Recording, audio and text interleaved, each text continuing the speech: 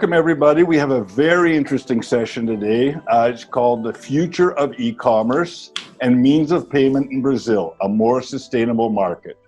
We're very fortunate to have with us Ricardo Lagreca, who is the Senior Director for Local and Government Relations and Compliance at Mercado Livre. Mercado Livre is the largest online retailer and sales community in Latin America. We're also fortunate to have Fábio Zacarias, who is the CEO of Proteste Euro Consumer. And we were going to have João Manuel Pinho de Melo, who is the director of the Brazilian Central Bank.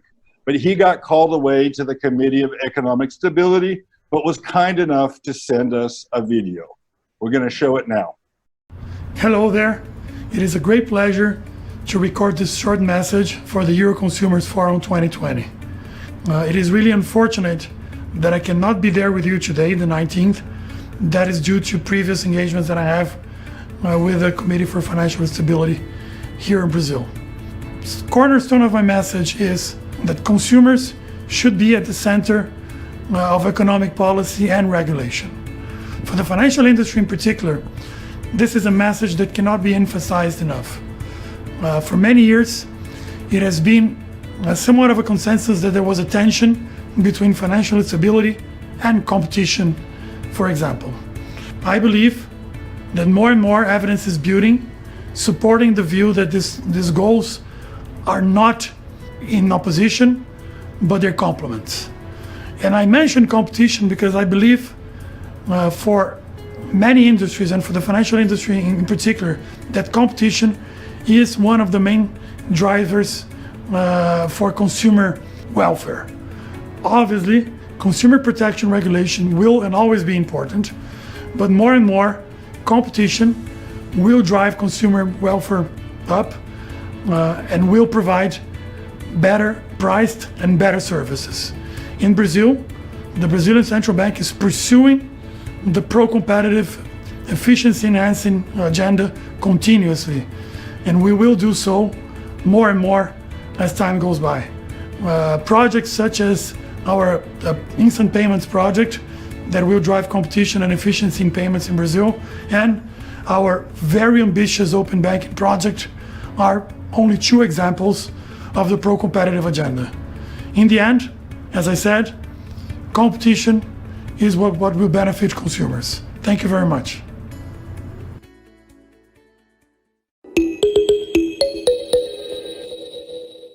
Well, that was very interesting. João Manuel went above and beyond and commented on the role of competition.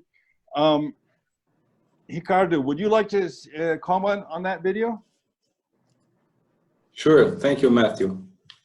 First, I would like to say that it's a great pleasure to be here in such a disruptive event, a big honor. And regarding the video, in fact, the central bank is demonstrating that the consumer is in the center of its regulatory and economic policies, as mentioned by João Manuel. I can mention two things that can support this. First, the several new rules that foster innovation, as the new license that was implemented, the regulatory sandbox, players interoperability, instantaneous payments, the PICs, which will allow new players to open and change the market. And second, by the new open banking rules, that is considering the consumer the real owner of his or her data. It seems that now the consumers will be empowered with the right and opportunity to compare and choose the best services and products. It's very good. And these two things can bring more competition and better experience to consumers. Our fintech, for example, Mercado Pago, is an example of a non-traditional player that is offering different products in a disruptive way. And I'm proud to say that in this pandemic scenario, we opened more than 7 million digital accounts to vulnerable citizens that need to receive from the government a monetary aid and did not have a bank account. So I think we are in the right way. Very interesting. Fábio, would you like to comment? Yes, thank you, Matthew. And first of all, it is a great pleasure for us to receive a message from João Manuel, with whom we have interacted in the last years, since he was working with competition defense at the Ministry of Economy. And talking about competition, which was one of his remarks on the video, we agree with his statement that regulation alone is not able to guarantee good products and fair prices to consumers. In Brazil, we have historically put too much weight on the regulatory aspect and consequently in the judicialization of consumption problems. It is already time for us to enlarge our vision and expand the tools to deal with consumer satisfaction and eventual problems. Giving you a concrete example related to the e-commerce. Our Consumers Code establishes that after the period of regret, which is 7 days for online purchases, the seller is not obliged to cancel a given purchase or replace the product unless it has manufacturing vices or defects.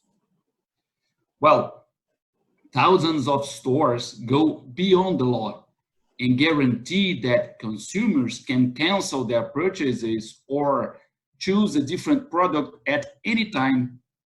In the United States, for example, practically 100% of American suppliers have this sort of policy, although no American law obliges it. And it is only possible due to competition. Well, the Brazilian Central Bank is currently revolutionizing competition scenario in the financial services, from opening the market to fintechs to introducing the instantaneous payment system. It has helped to reduce interest rates and service fees and to include millions of citizens in the banking system.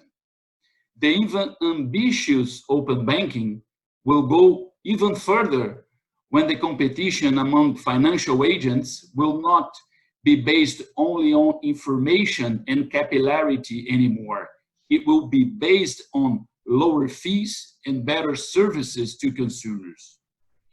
So, indeed, this vision is in perfect harmony with protests and Euro consumers groups' vision for a better market environment here in Brazil. Thank you, Fabio. Oh, Ricardo, Mercado Livre is currently the most valuable company in Latin America.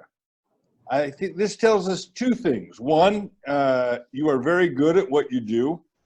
And two, e-commerce is no longer a trend, but rather a preferential way of buying, of purchasing. Can you share your vision for the future of e-commerce and how you see Mercado Livre down the line? How will it be different from what it is today? Thank you for your question. Matthew, we see that we think we are able to carry out our purpose, which is to contribute with the democratization of commerce and money. Our expectation is that new consumers, and we gained 5 million the last month, will have mostly satisfactory experience and will continue to enjoy the technology, even with the overcoming of the pandemic. The results reported by Mercado Livre in Q3 are already indicative that this, and we expect that this new Black Friday will also reinforce our thesis. Our robust ecosystem of products and services, which has user experiences as the center of business, has done very well. We started to deliver products even faster, and now, considering the people that lost their jobs due to the pandemic, we are helping these new entrepreneurs to solve business alternatives in e-commerce. It's important to say that we formalized more than 40,000 new small entities during the pandemic. But the most important thing when thinking about the long-term impact is the democratization of the retail sector. We are the natural gateway for small business, which are starting their journey in online commerce.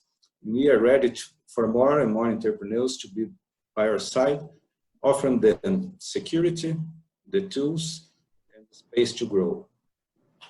Alone, Mercado Libre has a base of more than 76 million active single users.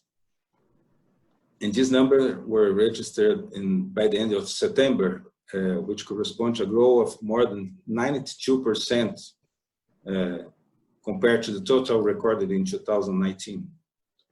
This performance only reinforces the conviction that among the largest economies in the world, Brazil, given its size and scale, has the capability to double the size of commerce in some years. So I believe that we have room to grow beyond the the 6% that e-commerce represented of the total retail purchases in Latin America before the pandemic, reaching a penetration close to 10, 11% by the end of 2020. So we're still far from the e-commerce levels seen in places like China, for example, but it shows that we can grow very fast. And for the future, physical retail will happen again, but online will remain.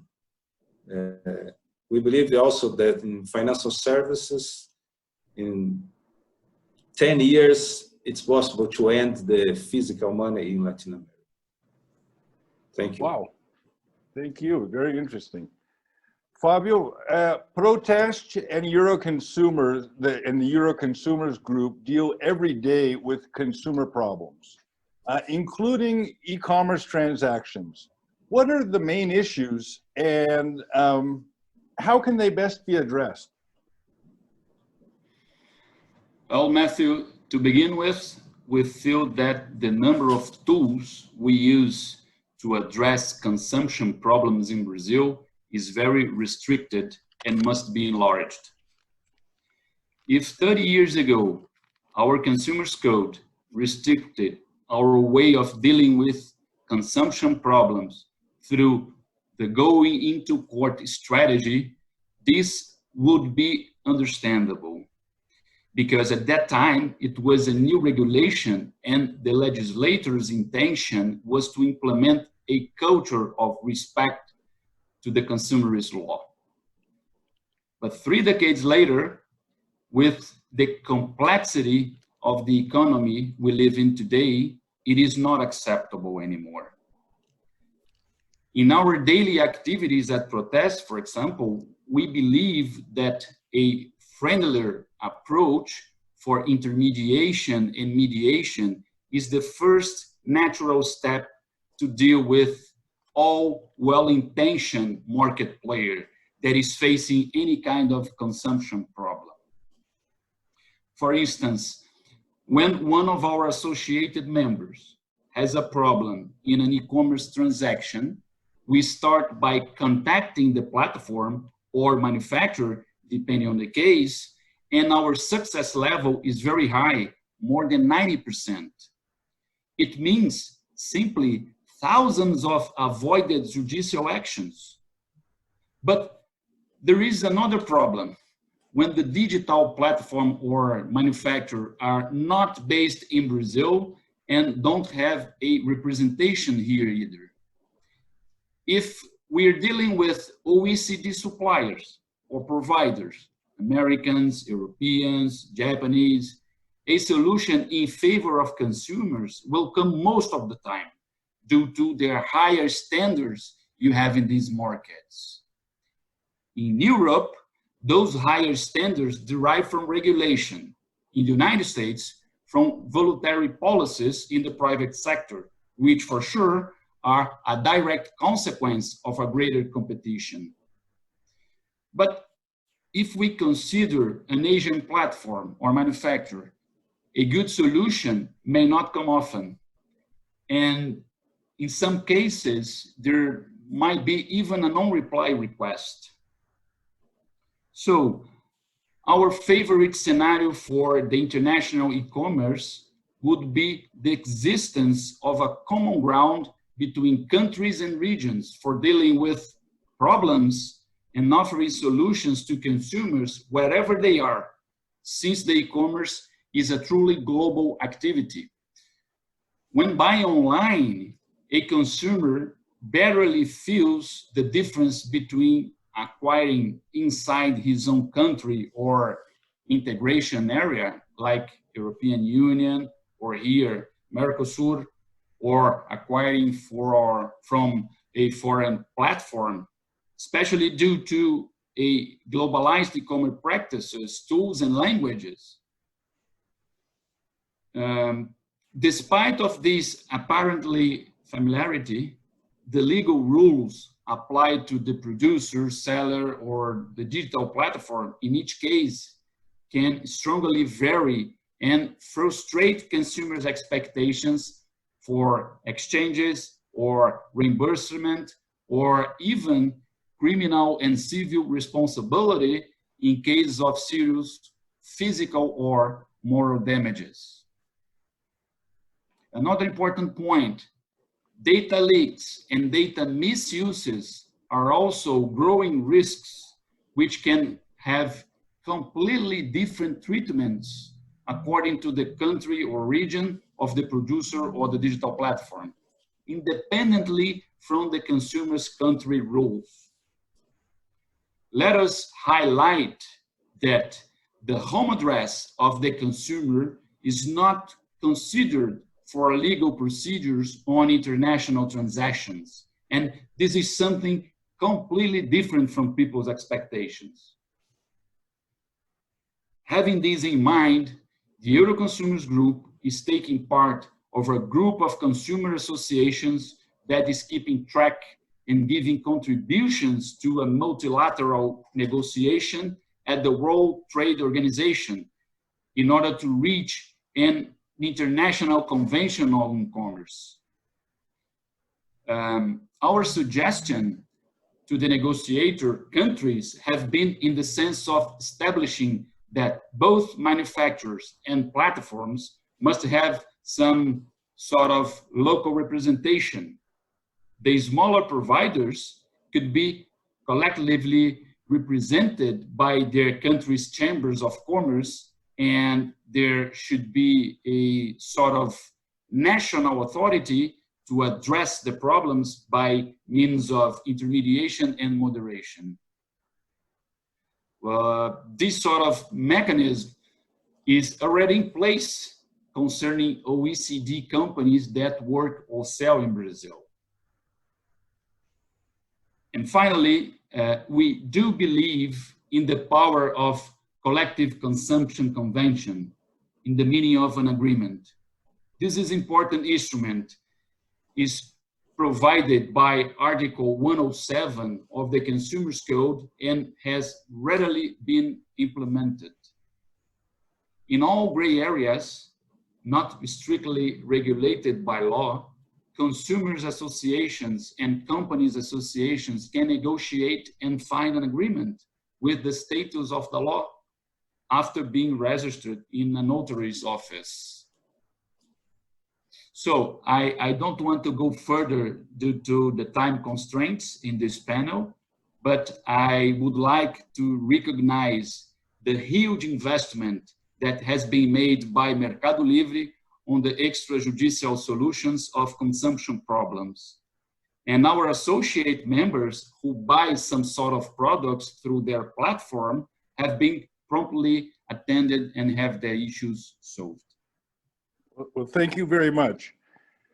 We have a question from a viewer, Marina Rinaldi, from the city of Campinas in the state of São Paulo. And it's she'd like both of you to reply, okay? She says, I believe this is the second time Mercado Livre and Proteste have partnered in the promotion of a high-level debate and on consumer trends. How does this collaboration between a leading transnational company and an international consumers organization in favor of consumers work? How does it function? Who would like to start? Ricardo? Okay.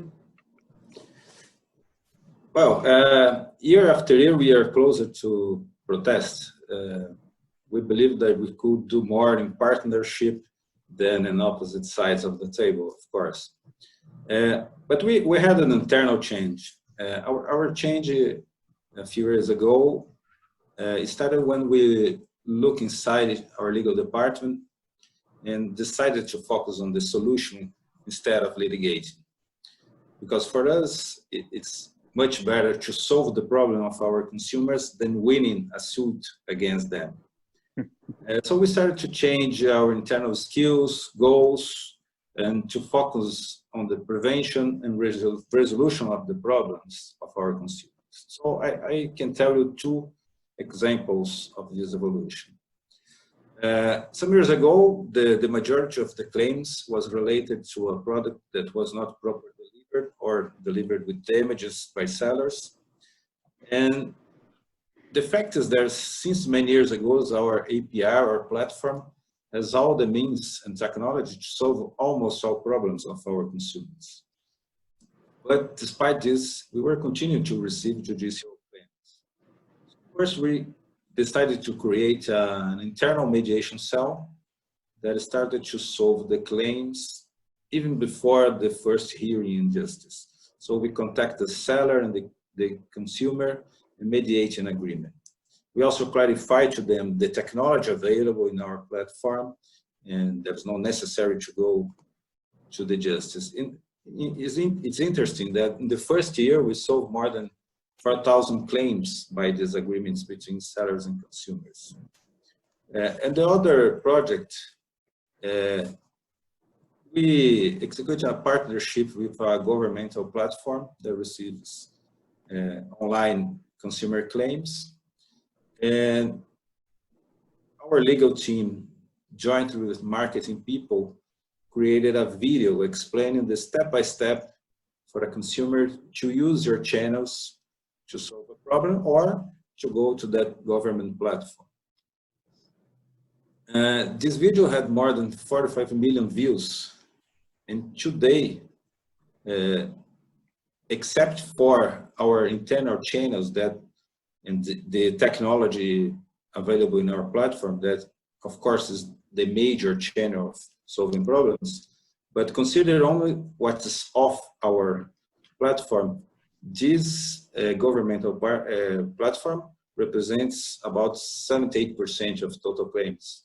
And then 20% of administrative claims, that in Brazil is called PROCON, and only 12% by the judicial claims. So I believe, in line with Fabio has explained it, our system was designed to show a justice way, but we today are changing this. And I believe now we're working, for example, in a predictive system to anticipate situations where the consumers could have problems in order to better serve them and prevent a litigation. So that's lots of technology that we can use to make this situation better. And just to conclude, we consider Proteste and Euroconsumer great partners in this journey towards a reality with less litigation. By promoting a cooperation between consumer protection agencies and ensuring an international network of consumer protection. I believe this will be the next step. Thank you. Thank you. Fabio, would you like to say something? So thanks, Marina, for the question, and thanks, Ricardo, for your remarks. the recognition that nowadays no single product, service, or selling strategy can be fully developed without the participation of consumer is part of a common sense. So consumers should be at the center of the economy. And note that I say consumers, not only clients. It seems mere semantics, but if a client is somebody with the individual potential of buying a product or hiring a service, a consumer is somebody with collective rights to information, security, participation, and reivindication. Having this in mind, Protest and the Euroconsumers Group know that we need to work together in close collaboration with leading market players on the development of these products, services, and consumer policies. Years ago, we dared to open to collaborating with market players that respect and valorize consumers, and this is a way with no return. In this way, we have worked with Google in Europe and Brazil, and with Amazon in Europe, in order to find new solutions that only consumers can bring and provide execution that only companies like those can deliver.